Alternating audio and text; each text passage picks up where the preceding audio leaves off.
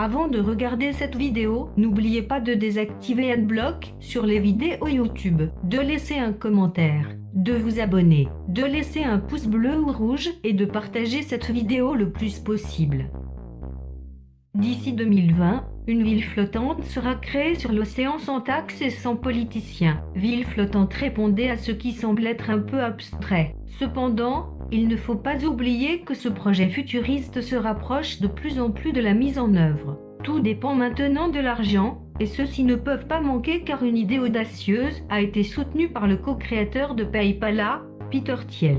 Pour commencer la construction du premier succès d'année d'une ville flottante, environ 167 millions de dollars sont nécessaires. Nous ne savons pas à quel point il serait situé, mais déjà un plan comment construire et où il devrait trouver les ingénieurs et les architectes qui travaillent avec l'institut impliqué dans le projet Seasteading Institute. On peut penser que la nouvelle ville sera construite quelque part près de la Polynésie dans le Pacifique.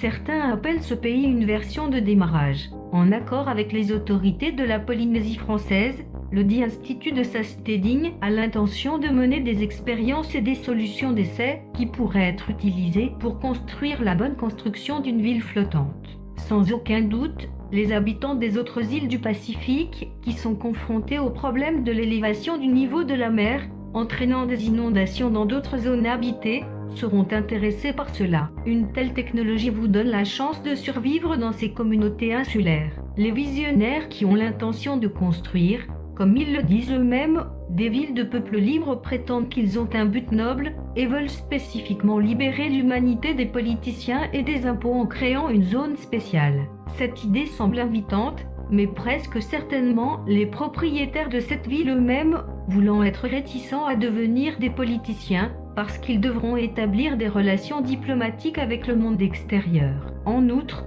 il y aura certainement de nombreux pays mécontents de la création d'un autre paradis fiscal. En principe, les villes flottantes qui pourraient être construites dans un proche avenir sont censées être des flotteurs, stables et autosuffisantes en termes d'énergie. Vous pouvez, par exemple, obtenir de l'électricité à partir des marées. Probablement la première ville sera également une attraction touristique.